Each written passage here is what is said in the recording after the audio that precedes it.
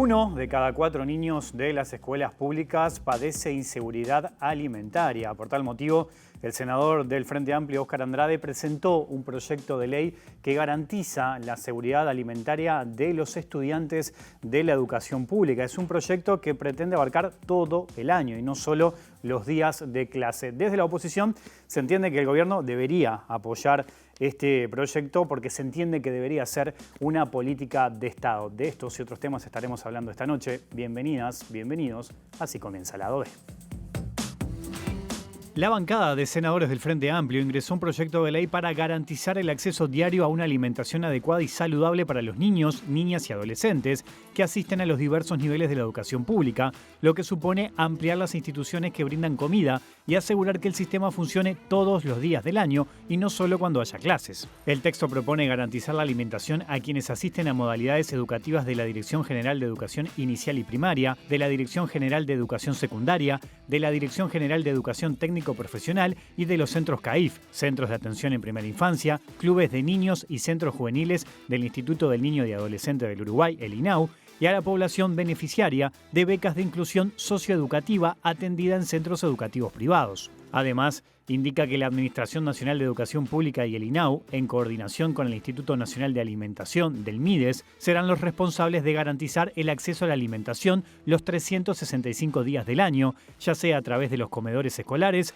la entrega de viandas, canastas de alimentación, becas en cantinas o entrega de tickets de alimentación. En su exposición de motivos, el proyecto indica que los datos oficiales de pobreza, con base en la publicación más reciente, que corresponde al segundo semestre de 2021, marcan una situación muy compleja para los hogares con niños, niñas y adolescentes, ya que alcanzó al 21% de los niños y niñas menores de 6 años, 20,3% para los de 6 a 12 años y entre los adolescentes de 13 a 17 años fue de 18,9%, lo que implica que 1 de cada 5 se encontraba por debajo de la línea de pobreza. En paralelo, Uruguay es un país productor de alimentos que hoy lo hace para 30 millones de personas y tiene capacidad de hacerlo para 20 millones más.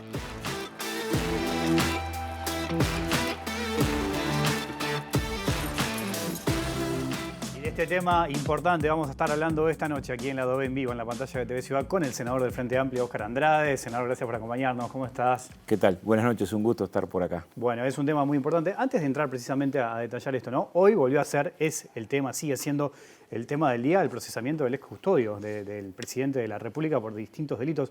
¿Qué opinión le merece esa situación? Bueno, es un escándalo de magnitud que en realidad nos expone por varios lados. Expone a la posibilidad de que hoy pudieran haber decenas o cientos de narcotraficantes o terroristas con pasaporte uruguayo emitido de forma ilegal y que además fuera emitido de forma ilegal desde las dependencias de la Torre Ejecutiva implica una situación dramática.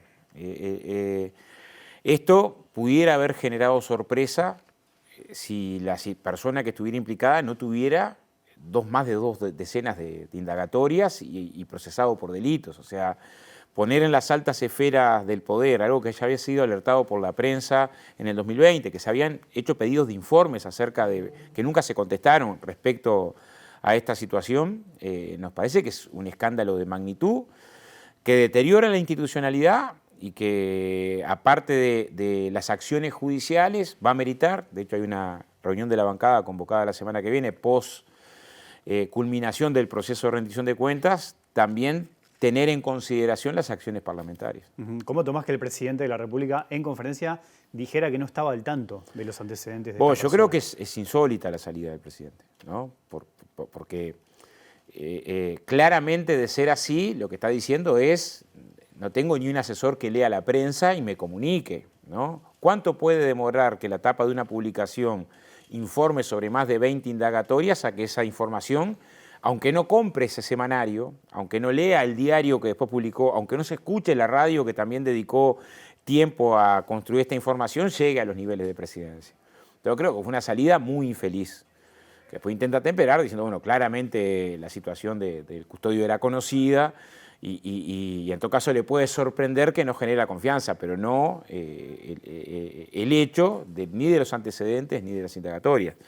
que agrava la situación, ¿no? O sea, la situación ya de por sí es grave. Si fuera alguien sin antecedentes, es grave que en la selección y que hayan fallado un conjunto de controles, porque de hecho se relaciona con otro conjunto de situaciones muy complicadas.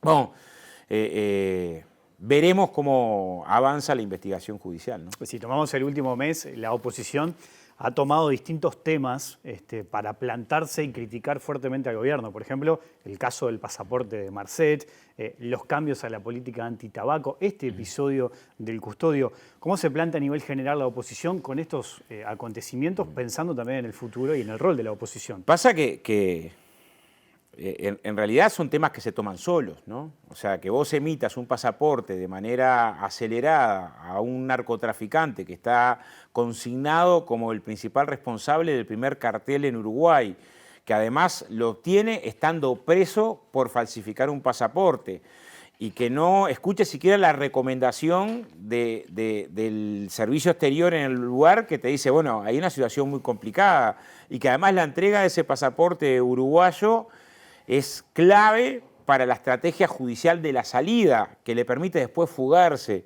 y que además ese principal integrante de ese cartel después termina siendo señalado como con implicancias en el asesinato de un fiscal, ¿no? Nos genera una situación de escándalo. O sea, ¿no? Es demasiado claro que en toda la línea, de punta a punta, tenés una situación que es muy comprometida, cuando además te permitía el propio decreto hacer cosas distintas. Y el sentido común te hubiera permitido tomar una definición diferente. Lo dijimos en la interpelación. Entonces, si mañana tenés una situación similar, tomás la misma respuesta de entregar de forma expresa el pasaporte. Lo de la situación del tabaco, o sea, tenés una política que ha sido ejemplo en el mundo con respecto al combate del tabaco. Entonces, tomar la decisión reconociendo que en la decisión tiene que ver el reclamo de la empresa que es beneficiada por esa decisión. Que además esa empresa haya participado en la financiación de tu campaña política.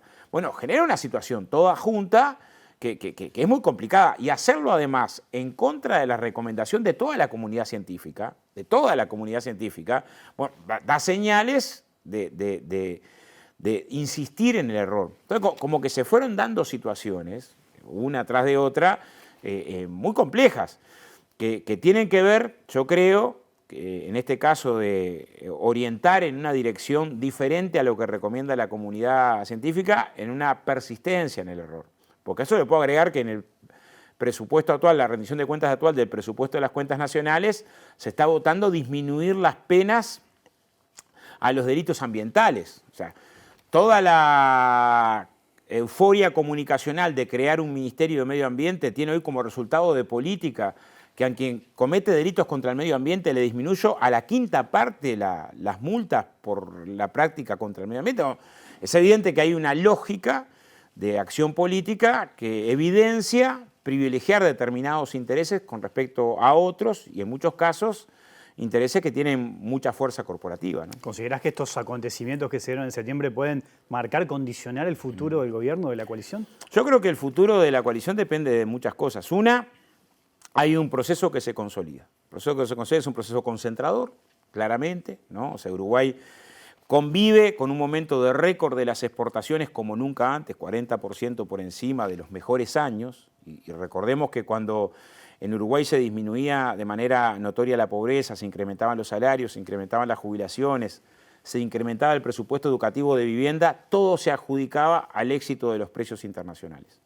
Hoy estamos en un año cerrado de precios internacionales que cualquier año del Frente Amplio en el gobierno queda pálido con respecto a los precios internacionales. La diferencia sustancial es que está acompañado de una capacidad de compra del salario que todavía no llega a los niveles del 2019, está muy lejos, faltan años para recuperar ese nivel de compra, consumo en los hogares que se deteriora, más pobres que en el 2019, o sea, el auge de la situación económica es un poco la fotografía explícita de un modelo que es desigual. Una segunda característica del modelo es un modelo que en áreas claves de la economía ha cedido soberanía. El caso más claro es el puerto, pero la situación de Antel con el Internet y demás, hay señales con respecto al agua y la gestión del agua pública o el saneamiento, de sectores claves de la economía en donde el centro estaba en la política del Estado. Bueno, ahora hay una lógica de transferencia.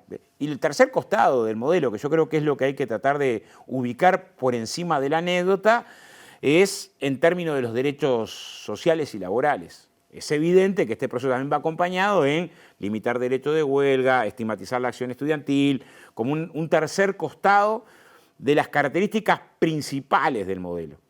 Yo creo que el éxito pasa por demostrar que si esto avanza en esa dirección, se consolida un modelo de país para pocos. Y ahí se juega un debate político, creo que es el más importante, que también hace a presentar bases de un proyecto alternativo que tenga las otras características: defensa de la soberanía, desarrollo productivo, profundizar la justicia social, trabajar fuertemente en la inclusión social.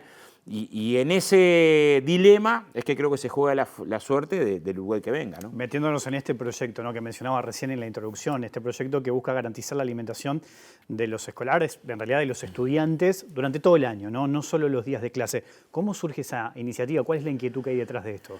Bueno, varias. Primero, podemos llegar al proyecto por varios lugares. Uno, la necesidad de colocar a la infancia en primer lugar. O sea, es un problema estructural del Uruguay. Aún en momentos de mejora de la economía o de descenso de la pobreza, tenés una relación. Esa situación se vive de una manera en una determinada franja generacional. Hay datos desde los 90, el 2000. Los últimos 30 años, esa es una lógica. Uruguay es el país con menos pobreza en general de América Latina. Tiene un indicador de pobreza bajo en comparación con América Latina, ¿no? La zona del mundo más desigual. Pero ese que es un buen indicador tiene a veces un indicador complicado. La relación entre pobreza infantil con las demás franjas es una relación que él mismo en la comparación regional es alta en Uruguay, es alta. Y esto se expone mucho más en momentos de crisis, momentos de mayor dificultad económica. Esto repercute, el caso claro es ahora, aumento de los precios, inflación, deterioro de capacidad de compra de los salarios. Los que más sufren, donde más se golpea, es en las infancias. Poner en el centro político de las infancias trasciende la alimentación. O sea, no puedo decir, bueno, miremos la infancia, y bueno, tenemos datos que nos interpelan con respecto a la infancia y la violencia. Los datos del CIPIAP son trágicos en sí mismos. Después uno puede interpretarse que, dice, bueno, pero capaz que crecen tanto porque aumenta la capacidad de captar la denuncia. Bueno, pero igual tenés un dato que es una patada en el pecho en términos de cómo se vulneran los derechos de las infancias, la situación de los asentamientos irregulares y la cantidad de niños que viven ahí, o sea, la infantilización de la pobreza.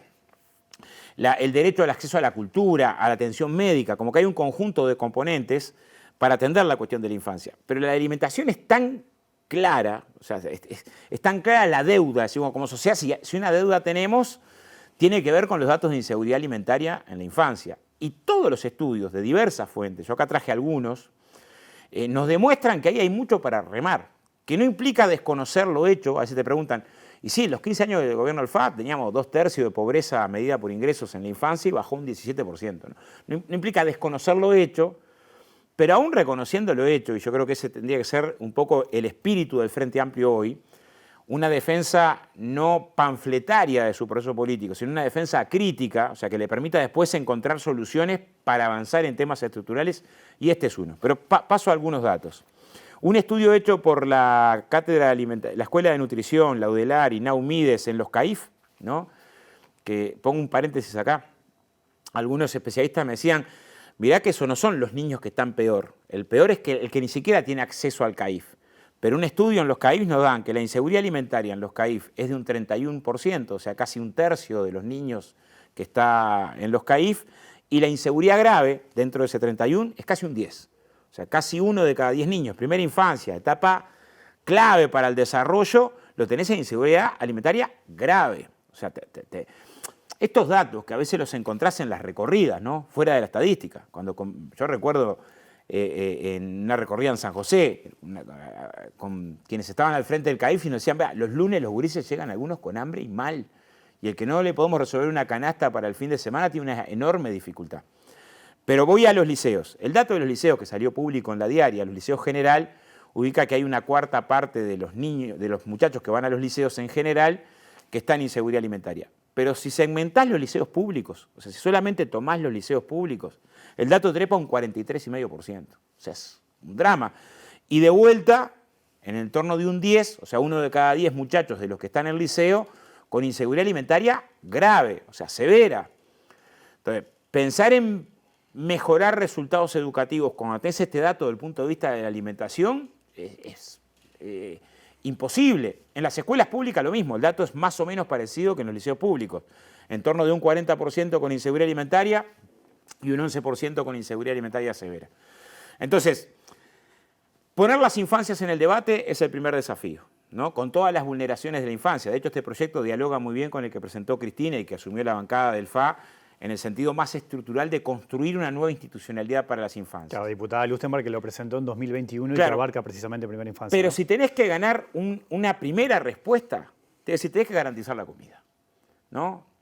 Y está estudiado además que esa inversión es la inversión, esto claramente no se fundamenta desde el punto de vista del retorno económico, de decir, bueno, cuánto más productivo va a ser el Uruguay con niños mejores alimentados. Pero hasta en ese costado, o sea, el debate tiene que ser ético. Un país que produce alimentos para 10 veces su población no puede tener estos datos acalambrantes con respecto a las dificultades para la nutrición de los niños, que no solamente es la inseguridad severa, también ahí después abrís y decís, bueno, tenés problemas graves con respecto a la obesidad, el sobrepeso, y eso te genera un conjunto de componentes más. La encuesta sobre lactancia te da que tenés una cuarta parte de gurises de los 6 a los 24 meses con anemia. O sea, como que hay un conjunto de componentes que sería bueno decir, bueno, hay un consenso que tenemos que generar.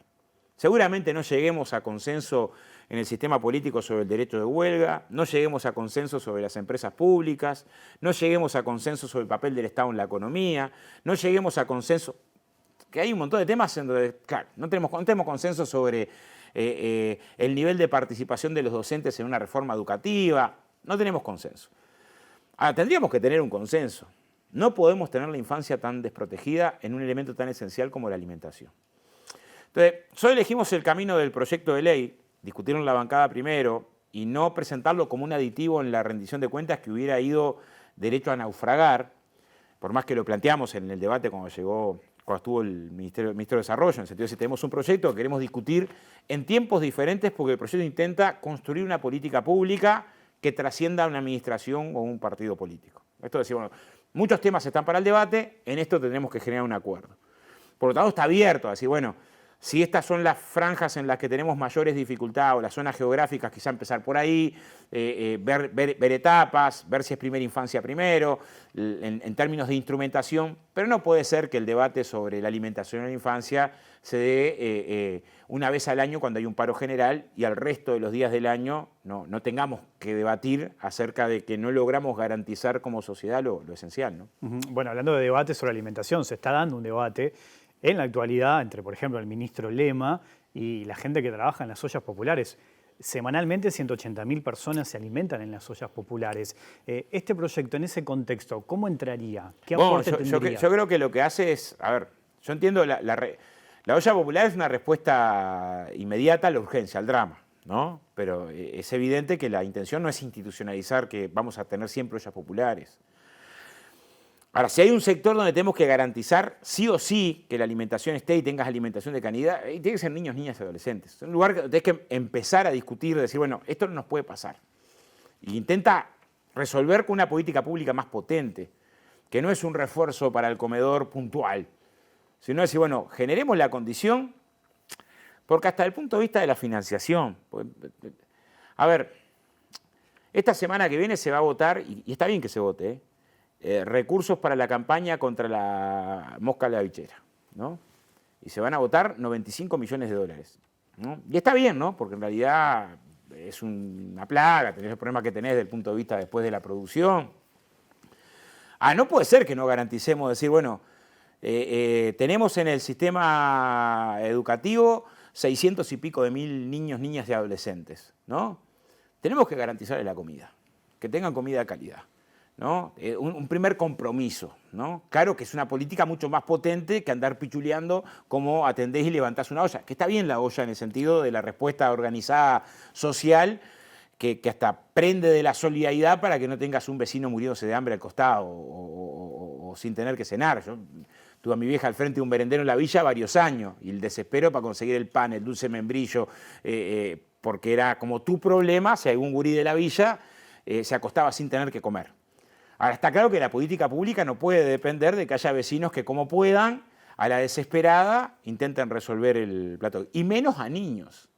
Y menos a primera infancia. O sea, ahí se juega buena parte del desarrollo hacia adelante, cognitivo, cosas. O sea, creo que tenemos que tener condiciones de decir, bueno, demos un paso en esta dirección, de decir, una línea política donde dejemos para el debate. Por eso el proyecto intenta, yo rescaté datos de distintos años, la encuesta nacional de infancia del 2018 y la lactancia del 2019. Y todos estos son del 2020, 21 y 22.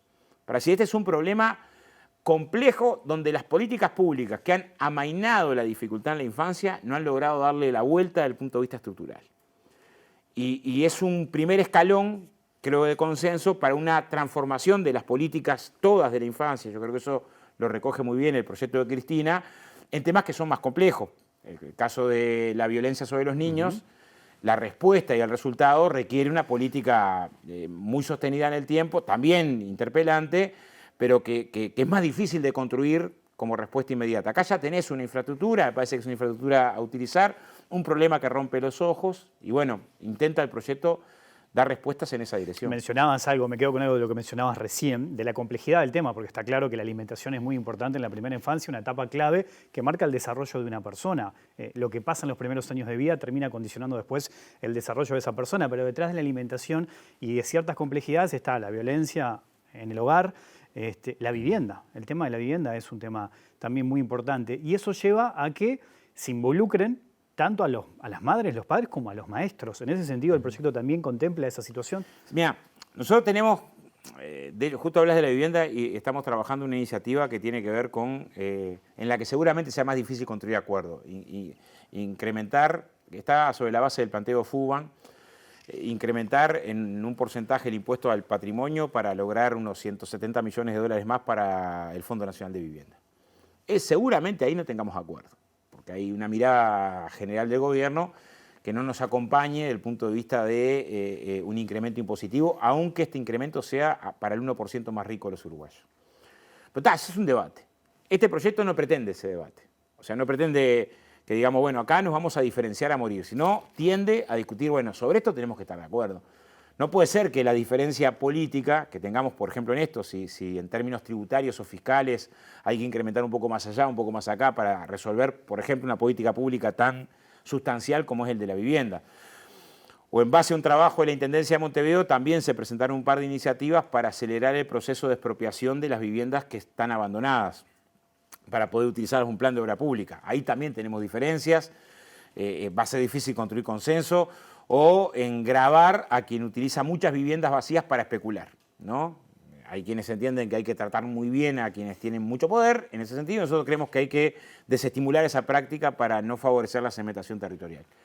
Entonces hay un montón de terrenos donde hay debate y en la construcción de soluciones tenemos diferencias profundas. Acá creemos que no, que en principio, o sea, desde el lugar que lo presentamos, decir, bueno, sobre esto intentemos construir un acuerdo, que creo que si miramos los datos a todos nos tienen que interpelar.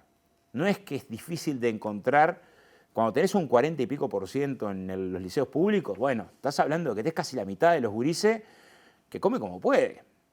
O sea, es demasiado duro como para no hacernos cargo de que tenemos que construir soluciones ahí.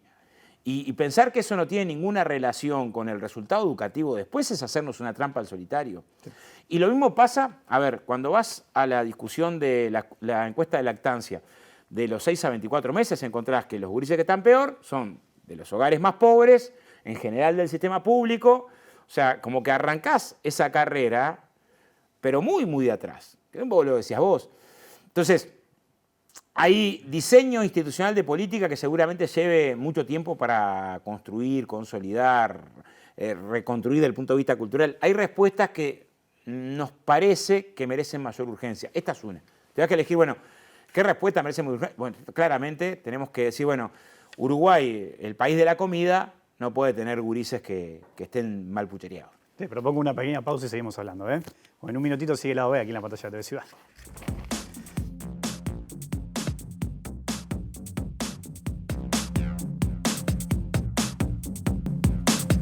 Seguimos en vivo aquí en Lado B, en la pantalla de TV Ciudad, conversando con el senador del Frente Amplio, Óscar Andrade, a propósito de este proyecto de ley que busca garantizar la alimentación de los estudiantes de la educación pública.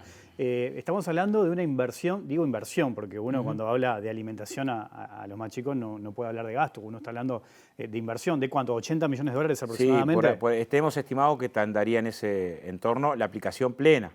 Después uno puede decir, bueno, tenemos como dos discusiones. Una discusión es con la sociedad, abierta, ¿no? De hecho, tenemos previsto ir con la academia, con UNICEF, ya tuvimos una primera reunión con la Central de Trabajadores, que lo van a instrumentar, o sea, con las intendencias, abrir una discusión general del tema. Otra discusión es política, con los distintos sectores o partidos políticos para ver el tiempo de instrumentación. Porque en todo caso, eso es discutible. Si bueno, a ver, tengo condiciones para iniciar un proceso que vaya hacia, empezando por lo que veo más urgente.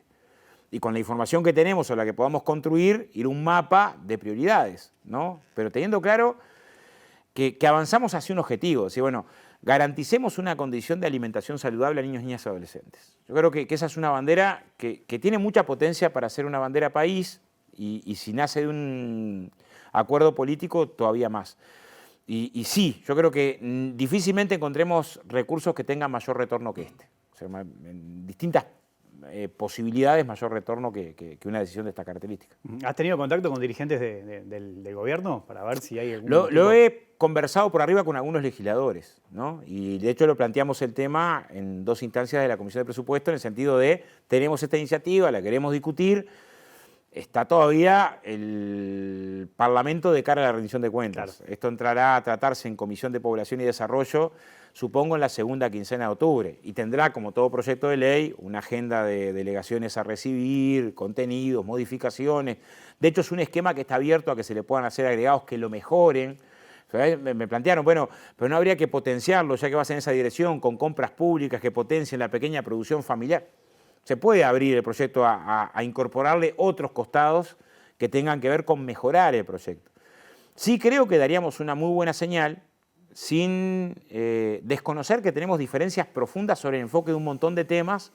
Si damos una señal, tenemos diferencias sobre un montón de temas, pero no sobre que tiene que haber una alimentación garantizada para esta franja etaria que es la más golpeada. Que es la más, en todos los indicadores la más golpeada, en violencia, el adolescente en desempleo, en situación de vivienda, como que en acceso a la salud, en los problemas de salud mental, como que hay un conjunto de fenómenos que están relacionados, que nos pongamos de acuerdo a resolver un punto de partida común, creo que sería una buena señal, y el proyecto pretende eso, que lo logre o no lo logre. Por lo tanto, hoy me preguntaba en una entrevista, vos podés decir, mirá, en tal trienio hubo un porcentaje más alto de inseguridad alimentaria que en tal otro y quedarte en esa discusión, ¿cuánto más hiciste en tu gobierno que en el otro? Ese debate va a venir en tiempos electorales. Intentamos, en principio, que el proyecto camine en un andarivel separado de este debate que es legítimo, porque cada uno tiene derecho a defender lo que entiende los principales logros o conquistas de determinado proceso político, así como señalar las principales deficiencias de otro. Pero la lógica es decir, bueno, sobre esto abramos la cancha por un acuerdo. Gracias, Óscar, por tu tiempo y tu visita esta noche. No, gracias a ustedes por la invitación, como siempre. Bueno, se viene autorreportaje aquí en la pantalla de TV Ciudad, después la letra chica. Volvemos mañana en vivo a las 20 horas. Que pasen bien, chau.